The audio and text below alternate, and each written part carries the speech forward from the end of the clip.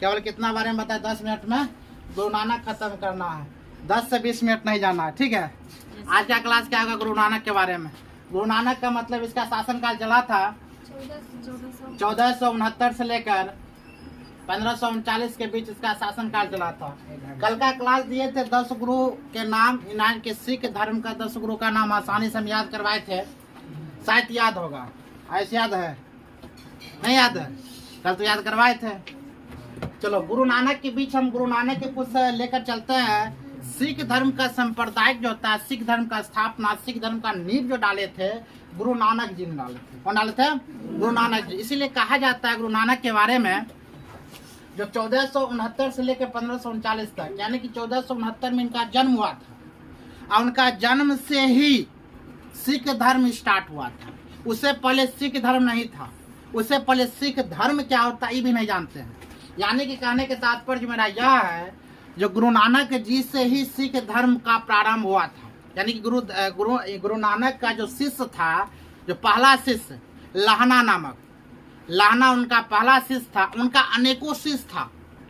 यानी कि जब सिख धर्म का स्थापना किए थे तब उनका अनेकों शिष्य था, लेकिन अनेक शिष्य में गुना होता है बहुत कलोज का, जो बहुत होनहार लड़का होता है वह शिष्य बन जाता है। वही लाहना था जो उसका उत्तराधिकारी भी बना था। कौन? लाहना नामक शिष्य था, उसका उत्तराधिकारी बना था और वही आगे चलकर गुरु अंगद कहलाए। वही आगे चलकर क्या कहलाते हैं? गुरु अंगद। यानी कि बोला जाता है गुरु अंगद के बचपन का नाम क्या है? लाहना। गुरु अंगद का बचपन का नाम क्या था? लाहना। इसके बाद गुरु अंगद के बारे में पढ़ाएंगे, लेकिन गुरु नानक का शासनकाल 1469 से लेकर 1500 कितना था? 39 तक है। लेकर चलते हैं इनका जन्म कब होता है। गुरु नानक का जन्म सर्वप्रथम जन्म से पहले सिख धर्म का संस्थापक माना जाता है। किसको? गुरु नानक का। तो सिख धर्म का नींव किसने डाला था? एक नंबर में बोलेंगे सिख धर्म का नींव जो डाला था, नींव रखा था किसने? गुरु नानक जी ने। किसने? नानक जी हम लिख देते हैं, ठीक है। गुरु नानक जी ने सिख धर्म का क्या लिखा था? नींव रखा था, संस्थापक माना जाता है और इन्हीं से सिख धर्म का इतिहास प्रारंभ होता है। इन्हीं से क्या होता है? सिख धर्म का इतिहास भी इन्हीं से प्रारंभ होता है। यहीं से प्रारंभ होता है सिख धर्म का इतिहास, क्योंकि इन्हीं के शिष्य लोग ने सिख धर्म का क्या किया था? विस्तार किया था। इन्हीं के शिष्य लोग ने, शिष्य जितना भी थे, इन्हीं का सिख धर्म का क्या किया था? प्रचार प्रचार करने का कार्य किया, आगे बढ़ाने का कार्य किया था, ठीक है। इनका शिष्य जो हुआ था कौन? लाहना नामक शिष्य था, जो और आगे बढ़ाने के कार्य किया था। लाहना जो आगे चलकर क्या कहला? अंगद कहला। अंगद का शासनकाल हम वो बताए थे 1539 से लेकर 1552 ईस्वी तक अंगद का शासनकाल चला था, ठीक है। एक एक क्वेश्चन की ओर लेकर चलते हैं। यानी कि सिख धर्म का नींव जो रखा था वो किसने रखा था? गुरु नानक जी ने। नंबर 2 में रखा था, पहले पन्ना उल्टा रहा, अभी चला सिख धर्म तो पड़ेगा मैथ। सिख धर्म का नींव किसने रखा था? गुरु नानक जी ने। उसके बाद बताते हैं गुरु नानक जी का जन्म। इनका जन्म हुआ तलवंडी नामक स्थान पर। कहाँ हुआ था? तलवंडी नामक स्थान पर। वह स्थान था नानकान। क्या था? नानकान था। उनका नाम क्या था? नानकान पंजाब में पड़ता है। नानकान कहाँ पड़ता है? नानकान कहाँ पड़ता है? पंजाब में पड़ता है। यानी कि इनका जन्म हुआ तब हुआ तलवंडी में। तलवंडी जो पड़ता है नानकान, यह पड़ता हुआ पंजाब में।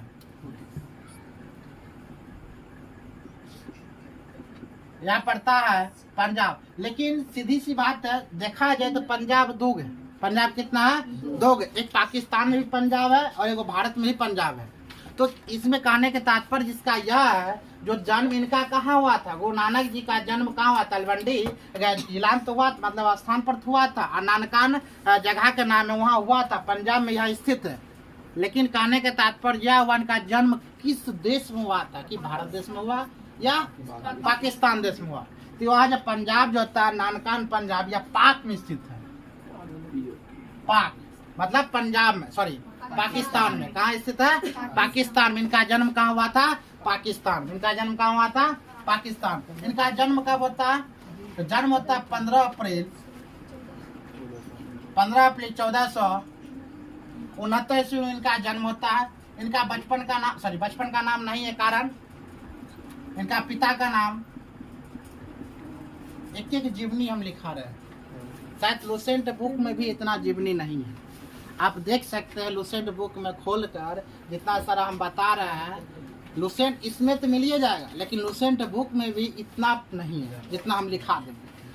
ठीक है, इसलिए एक एक करके फोकस करके ध्यान रखिए, बोर्डे पर हम क्या कर ले, अपने माइंड सेटअप कर ले। तो पिता का नाम क्या था, नहीं पता है पिता का नाम? यस, कालू जी। पिता का नाम क्या था, कालू जी, जिसको कालू जी, जिसका एक और नाम है, जिसका नाम कहते कल्याण चंद। जिसका नाम क्या है, कल्याण चंद्र। कल्याण चंद यानी कि पिता कल्याण चंद। उसके बाद माता का नाम है तृप्ता। माता का नाम क्या है, तृप्ता देवी। माता नोट करते चले, तृप्ता देवी। माता का नाम क्या है, तृप्ता देवी। सबसे इम्पोर्टेंट क्वेश्चन यहाँ होता है एक तलवंडी, क्योंकि क्वेश्चन ज्यादा पूछा जाता है। जो सिख धर्म का जो नींव रखे थे गुरु नानक जी, उनका जन्म कहाँ हुआ, तलवंडी में होता है। तलवंडी कहाँ पड़ता, तो पाकिस्तान पड़ता है। इम्पोर्टेंट क्वेश्चन है इनका, तलवंडी जिला, तलवंडी स्थान पर। उसके बाद माता का नाम तृप्ता, यह सब नहीं पूछा था तृप्ता।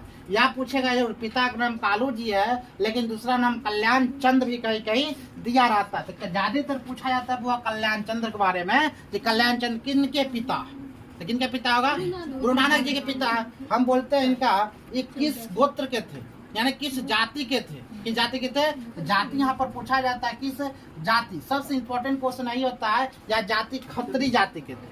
कौन जाति के थे, इन्होंने खत्री जाति के थे। हाँ, ये भी खत्री जाति के है। कौन जाति, खत्री। और गुरु अंगद देव भी कौन जाति के है, खत्री जाति के। ये भी खत्री जाति, ये भी खत्री जाति के थे, और भी क्या थे, खत्री ही जाति के हैं। ठीक है, कौन, गुरु अंगद। तो अंगद के बारे में भी हम बताते चल रहे एक दो पॉइंट, यानी कि जाति के नाम पर ही भी खत्री जाति के है, तो भी कौन जाति के थे, बुआ खत्री जाति के है। आगे लेकर चलते हैं जाति का ज्ञान, ज्ञान की प्राप्ति। जिस रूप में कल भी हम शायद वीडियो में बताए थे थोड़ा बहुत ज्ञान की प्राप्ति के बारे में, जिस प्रकार गौतम बुद्ध का ज्ञान की प्राप्ति हुई। जैसे कि गौतम बुद्ध की ज्ञान की प्राप्ति कहाँ हुआ था, बोध गया निर्जना नदी के किनारे, फल्गु, निर्जना नदी को भी फल्गु नदी कहा जाता है। फल्गु नदी के किनारे पीपल वृक्ष के नीचे 35 वर्ष 49वें दिन में उसको ज्ञान की प्राप्ति मिली थी, और 29 वर्ष की अवस्था में उन्होंने गृह त्याग कर दिया था। भटकते भटकते 35 वर्ष 49वें दिन में क्या हुआ, ज्ञान की प्राप्ति हुआ था। ज्ञान की प्राप्ति करके उन्होंने 5 ब्राह्मणों को सर्वप्रथम उपदेश देने का कार्य किए थे। लेकिन उपदेश ज्ञान की प्राप्ति कर लिए थे। आप बोले गौतम बुद्ध कौन ज्ञान की प्राप्ति किया था, तो सत्य की मार्ग की खोज किया था। किसका, सत्य की मार्ग। उसी प्रकार महावीर स्वामी भी सत्य के मार्ग की खोज किया था। शंकराचार्य भी किसका खोज किया था, सत्य मार्ग ज्ञान की प्राप्ति किया था। उसके बाद जो पैगंबर मोहम्मद पैगंबर साहब जी ने, लेकिन मोहम्मद पैगंबर साहब के डायरेक्ट यमलोक न बोलता, दूत लोग ने ज्ञान की प्राप्ति दी। वह ज्ञान की प्राप्ति ऐसा ही नहीं कर ली, उसको डायरेक्ट इनडायरेक्ट नहीं, डायरेक्ट था। तो पैगंबर मोहम्मद साहब जी को तो ज्ञान की प्राप्ति इसको कौन सा नदी के किनारे होता है, पता है तुम लोग को? यस, कौन नदी, काली काली बेगन ना होगा, काली बेग नदी के किनारे क्या हुआ, ज्ञान की नदी है। यहाँ क्या है, नदी है। इन्होंने सत्य की खोज किया था, यानी कि सत्य के ज्ञान की अपार ज्ञान की प्राप्ति हुई थी। सत्य के ज्ञान की प्राप्ति काली बेग नदी के किनारे। ज्ञान की प्राप्ति कहाँ होता है, काली बेग की नदी के किनारे। उपदेश जो देने का कार्य किया था, इन्होंने उपदेश नहीं दे पाए। इन्होंने उपदेश किस रूप में दिए थे, तो गुरु अंगद जी ने आदि ग्रंथ में इनका वर्णन किया था। क्या किया था, आदि ग्रंथ में इनका वर्णन किया था। किसका, ज्ञान की प्राप्ति काली बेग नदी पर तो जरूर हो गया। किसको, गुरु नानक जी को ज्ञान की प्राप्ति हो गया, लेकिन इनका उपदेश देने का कार्य। उपदेश का मतलब क्या होता है, विचार। उपदेश का मतलब क्या होता है, विचार। अपना विचार कहाँ पर प्रकट करे। हम गौतम बुद्ध के बारे में बताए थे, गौतम बुद्ध के बारे में बताए थे ना। गौतम बुद्ध क्या किया था, विचार दिए थे, अपना उपदेश देने का कार्य किए थे। श्रावस्ती में दिए थे ना ज्यादा, श्रावस्ती सबसे ज्यादा, क्योंकि वहाँ वर्षा ऋतु वहाँ पर बैठा वर्षा ऋतु आ गया, तो वर्षा ऋतु 3 से 4 महीना वर्षा ऋतु हुआ करता था, इसीलिए वहाँ पर ज्यादा उपदेश दिया करते थे। तो यहाँ पर भी वहाँ उपदेश जो था अपना विचार प्रकट नहीं कर पाए। कौन? गुरु नानक जी ने। तब जाकर इनका उपदेश का पालन जो किया था आदि ग्रंथ में रचना हुआ है। कौन किया था? गुरु अंगद जी ने। लेकिन गुरु अंगद जी में बाद में जाकर वह आदि ग्रंथ की रचना, मतलब आधे रह गया, वो भी पूरा नहीं कर पाए गुरु अंगद जी ने। लेकिन बाद में गुरु अर्जुन देव ने, किसने? गुरु अर्जुन देव ने वही आदि ग्रंथ को पूरा कर दिया। यह क्वेश्चन आएगा, एक एक पॉइंट क्वेश्चन आएगा, पॉइंट क्वेश्चन को नोट किया करते चलो, कारण क्वेश्चन बहुत सारा बढ़िया सा है। कैसे? ज्ञान की प्राप्ति जरूर कर लिए लेकिन उपदेश नहीं दे पाए। इनका उपदेश किसमें वर्णित है? आदि ग्रंथ में। लेकिन आदि ग्रंथ वो भी आधे रह गया, किसके शासनकाल में? गुरु अंगद के शासनकाल में। उनको पूरा कौन करवाया था? अर्जुन। गुड। किसने पूरा करवाया था? अर्जुन, जो 5वें गुरुदेव है। समझ में आ गया? उसके बाद यहाँ पर आता है इसका क्या कहता है? कर्म। ना क्या आता है? कर्म और पुनर्जागरण। क्या आएगा? कर्म और पुनर्जागरण। इन्होंने पुनर्जन्म में और कर्म में विश्वास रखते थे। पुनर्जन्म और किसमें?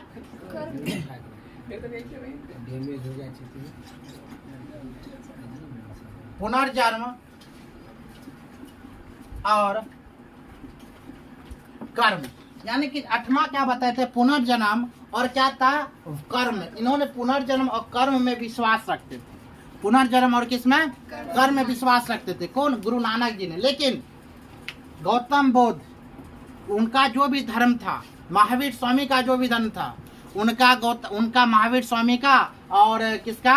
गौतम बुद्ध का, वह पुनर्जन्म में विश्वास नहीं रखते थे। इनको देखकर ही बाद में उस धर्म को यकीन आया, नहीं पुनर्जन्म में क्या करना चाहिए? विश्वास रखना चाहिए। गौतम बुद्ध तब तक समाप्त हो गए, महावीर जी स्वामी समाप्त हो गए, तब उनका गौतम बुद्ध का जो धर्म है, महावीर स्वामी का जो धर्म था, इनको देखकर बाद में यकीन आया, नहीं पुनर्जन्म भी होता है। तब पुनर्जन्म का क्या किया? वो भी मान्यता प्राप्त किया और मानने लगे। वो भी क्या मानने लगे? पुनर्जन्म को माने। पुनर्जन्म का मतलब समझते हो? अरे फिल्म आपने देखता, पुनः जन्म, यानी कि हम यहाँ पर मर गए थे, फिर पुनः जन्म हुआ वही रूप में। तो पुनर्जन्म को नहीं मना करते थे कौन? गौतम बुद्ध, यानी गौतम बुद्ध का धर्म और महावीर स्वामी का धर्म। लेकिन इनको देखते हुए, गुरु नानक को देखते हुए, इनका धर्म देखते हुए उनको मानना पड़ा और अभी तक मानते आ रहा पुनर्जन्म। अब कर्म कहाँ से लिया गया? सर्वप्रथम कर्म का जो वर्णन है यह महाभारत में किया गया है। क्या किया गया है? महाभारत में। कर्म का वर्णन कहाँ किया गया है? महाभारत में। इसमें बोला जाएगा जो गुरु नानक जी ने कर्म का वर्णन किया अपने शब्दों में, तो यह गलत माना जाएगा। कारण कर्म सर्वप्रथम कहाँ माना गया था? महाभारत में। क्योंकि महाभारत जो चला था वो यहाँ पर लिख देते हैं, यहीं पर लिख देते हैं। महाभारत जो है, महाभारत टोटल 18 दिन चला था। कितना दिन चला था? 18 दिन। असम में इसमें कॉमन क्या चीज है? इतिहासकार ने भी जबरदस्त है। 18 दिन, 18 अध्याय, 18 महापर्व, 18 होता है ना, सब कुछ 18 ही है। उपनिषद की संख्या 108, उपनिषद की संख्या 108। महाभारत कितने दिन चला था?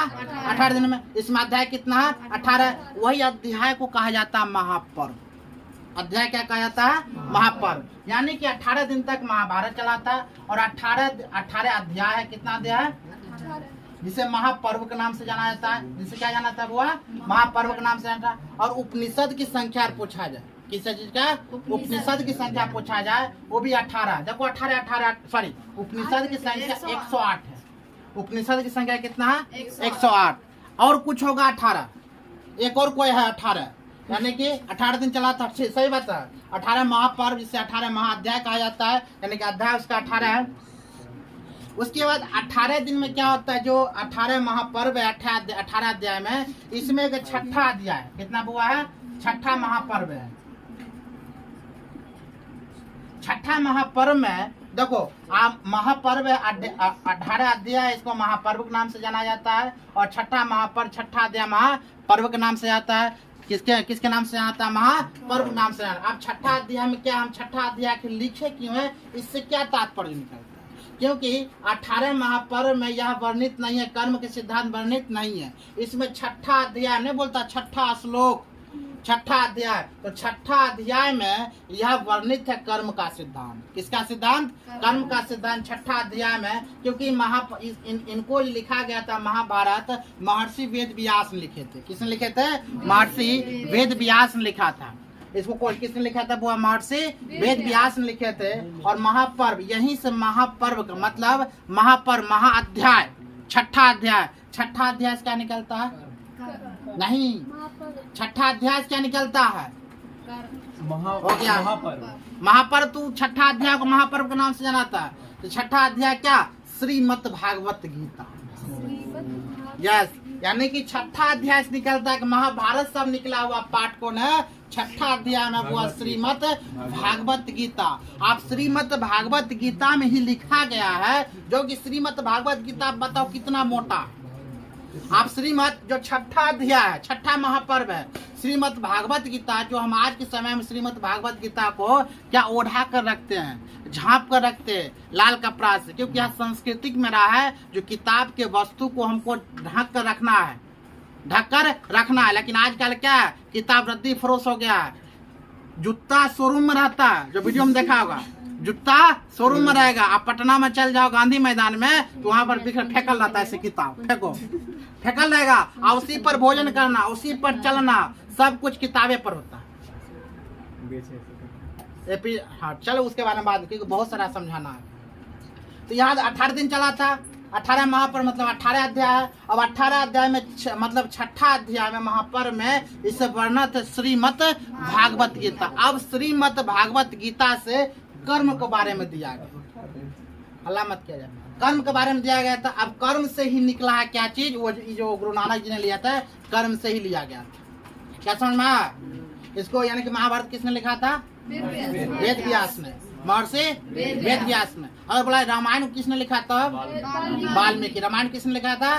वाल्मीकि। गुड, बहुत बढ़िया।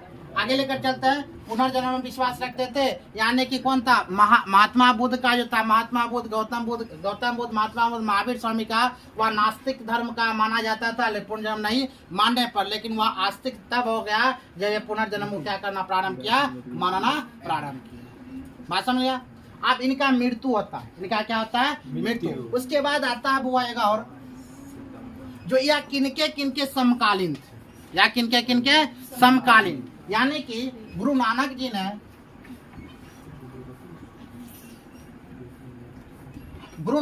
ने किनके किनके समकालीन थे। इन्होंने तीन जो था, क्या बुलाया था उसको? हाँ, 3 था। इसका नाम एक क्या था? कबीर शासक था।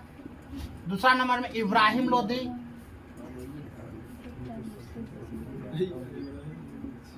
लोधी, और तीसरा नंबर किसका हो जाएगा?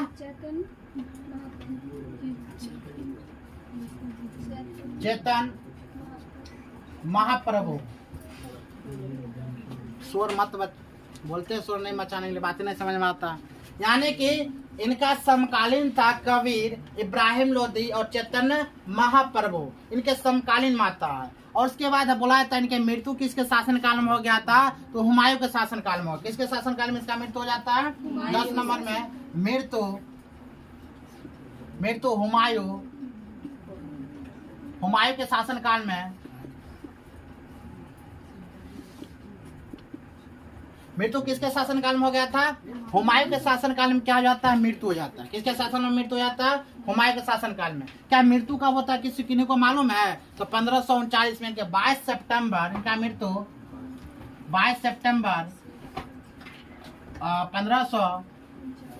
1539 में इनका क्या होता है? मृत्यु हो जाता है। यानी कि 22 सितंबर 1539 में इनका क्या होता है? मृत्यु। किसके शासन काल में हो जाता है? हुमायूं के शासन काल में मृत्यु हो जाता है। अब यहाँ पर देखा जाए हुमायूं के शासन, अब नीचे वाला मिटा दे ऊपर वाला।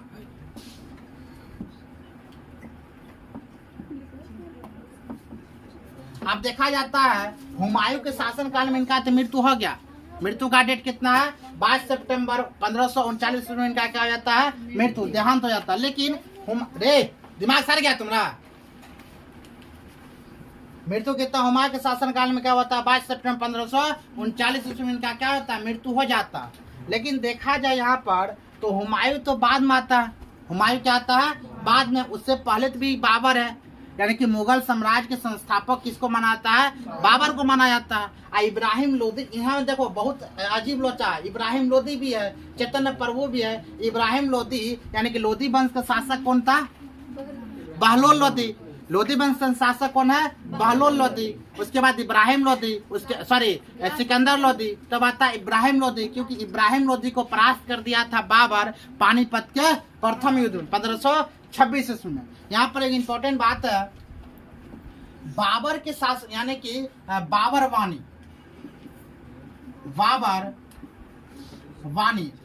वाणी पुस्तकें लिखी थी। बाबर वाणी पुस्तक लिखा था किसने? बाबर ने नहीं, बाबर वाणी पुस्तक लिखे थे यहाँ गुरु नानक जी ने। किसने लिखे थे? गुरु नानक जी ने बाबर वाणी पुस्तक। अब बाबर वाणी का मतलब होता है बाबर के बारे में गुरु नानक जी ने पुस्तक लिखे थे। क्यों? क्योंकि बाबर ने गुरु नानक जी को क्या किए थे? अपहरण कर लिए थे, यानी कि बंधक बना लिए थे। जब बंधक बनाकर ले गए अपने शासन, अपने दरबार लेकर जाता है बाबर, तो बाबर देखता है ये तो बहुत बड़ा क्या है? संत है, इनको हम किडनैप करके मतलब बंधक बनाकर बहुत बड़ा गलती कर दी है, इनको छोड़ना चाहिए। तब उसी वक्त बाबर के नजरों में गुरु नानक ने देख लिया कि बहुत बार भारत पर आक्रमण किया, यानी कि 5 बार आक्रमण करता है कौन? बाबर ने, भारत को जीतने के लिए। अंततः पश्चिमा यानी कि 1519 से लेकर 1526 तक लगातार युद्ध करता है कौन? बाबर। किसके विरुद्ध? इब्राहिम लोदी के विरुद्ध। किसके विरुद्ध? इब्राहिम लोदी के विरुद्ध। लेकिन अंततः वह हार नहीं मानी और लास्ट में 1526 में प्रथम युद्ध यानी कि पानीपत का प्रथम युद्ध में उसको हरा दिया, यानी कि लोदी वंश क्या कर दिया?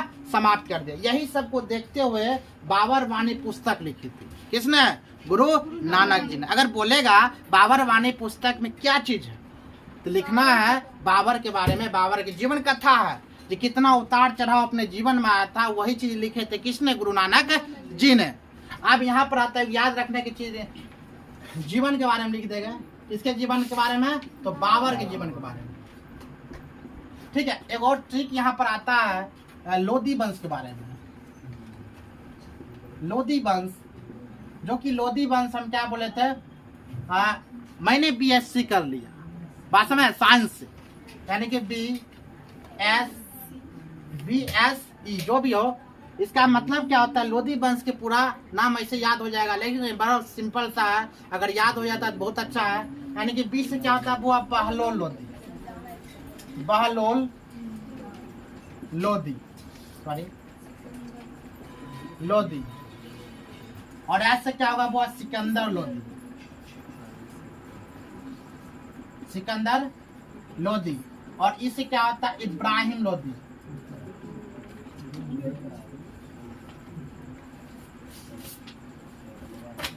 जो कि पूर्णता क्या कर दिया गया था? बहलोल लोदी को समाप्त कर दिया, सिकंदर लोदी, लास्ट में इब्राहिम लोदी को 1526 में परास्त कर दिया था किसने? बाबर ने, और उनका भी समाप्त कर दिया था। बाबर ही मुगल साम्राज्य का संस्थापक निर्माण करता है, यानी कि मुगल साम्राज्य का फिर से पुनः नहीं मतलब आरंभ होता है किसका? मुगल साम्राज्य का। तब जाकर बाबर के बाद हुमायूं के शासन काल में इन्होंने क्या हुआ? मतलब अपने शरीर को त्याग दिया, यानी कि मृत्यु हो जाता है किनका? गुरु नानक जी का। किनका मृत्यु हो जाता है? गुरु नानक जी का। ठीक है, अब इसके बारे में इसके बाद आता है कौन? तो गुरु अंगद। इसके बाद कौन आता है? गुरु अंगद, जो कि सिख संप्रदाय का जब संस्थापक था, नींव डाला गया था, उसी से यहीं से प्रारंभ होता है इसका इतिहास। सिख धर्म का इतिहास किन से स्टार्ट होता है? गुरु नानक जी से। और उसके बाद इनका शिष्य ही आगे, इनका शिष्य क्या करता था? आगे धर्म को चलाता था, यानी कि 10 को सिख धर्म था। सिख गुरु भी कितना था? 10। इनका ही सब सिख मतलब शिष्य है, जितना भी शिष्य है 10 किनका है? इनका है गुरु नानक जी का। किनका है? गुरु नानक जी का। तो अंगद का बचपन का नाम अगर बोला जाए तो कौन था? लहना। क्या नाम था? लहना। जो लहना उनका बहुत ही नजदीकी था, बहुत ही क्लोज का था, इसीलिए उनको क्या बना दिया गया था? अपना उत्तराधिकारी सौंप दिया। किसको? लहना को। किसको? लहना को। तब जाकर लहना क्या किए, यानी कि अंगद देव क्या करते हैं? उनका उपदेश जो है, किसका उपदेश? तो गुरु नानक जी का उपदेश क्या करते हैं? आदि ग्रंथ में क्या करते हैं? उनको लिखता है, विचार विमर्श करता है, तब पर भी पूरा नहीं होते हैं, उनका मृत्यु हो जाता है। तब जाकर उसका गुरु अर्जुन देव का, किसका, गुरु अर्जुन देव अध समाज यानी कि अध ग्रंथ का निर्माण करता, उसका समाप्त करता। ठीक है, आगे लेकर चलेंगे किसके बारे में, गुरु नानक के बाद गुरु अंगद के बारे में। एक और ट्रिक बता देना चाहते हैं, जब लोधी वंश का BSE के बारे में बताया, बहलोल लोधी, सिकंदर लोधी, इब्राहिम लोधी बताए थे इसका। और जब इब्राहिम लोधी के बाद किसका वंशज आया था, बहलोल लोधी के बाद किसका वंशज आया था, मुगल वंश का। कितना, मुगल साम्राज्य का। किसका साम्राज्य का था, मुगल, यानी कि इसका मुगल साम्राज्य के सर्वप्रथम बाबर, हुमायूं, अकबर, उसके बाद अकबर के बाद जहांगीर, जहांगीर के बाद कौन आएगा, शाहजहां, औरंगजेब, यह सब आया था। इसको याद करने के सिंपल तरीका होता है, भजी सब्जी फोर माँ सब, भजी सब्जी फोर माँ सब, टोटल मुगल वंश का क्या चलाएगा। हाँ, तो क्या लिखना है, BHA, भजी सब्जी, सब्जी फोर MAA SAB, यानी कि भजी सब्जी फोर मासब। फोर का मतलब फरुखुद्दीन सियार। ठीक है, फरुखुद्दीन सियार फोर का। अब 20 क्या होता है, बाबर, 20 से बाबर, S से हुमायूं, A से अकबर, J से जहांगीर, S से शाहजहां, A से औरंगजेब, B से बहादुर शाह जफर, जहां से हाँ जहांदार, उसके बाद फरुख सियार, M से मोहम्मद शाह, A से अहमद शाह, फिर ऐसे आलमगीर। ठीक, आगे लेकर चलते यही सब आगे हम बताएंगे, जब वो क्या पढ़ाएंगे, मुगल साम्राज्य के बारे में बताएंगे, तो यह ट्रिक बाय ट्रिक स्पेशल लेकर चलेंगे। लेकिन कल का वीडियो क्या डालेंगे और कल का क्लास क्या रहेगा, अंग्रेजी। ठीक है, चलिए ठीक है, अगला लेकर चलते हैं।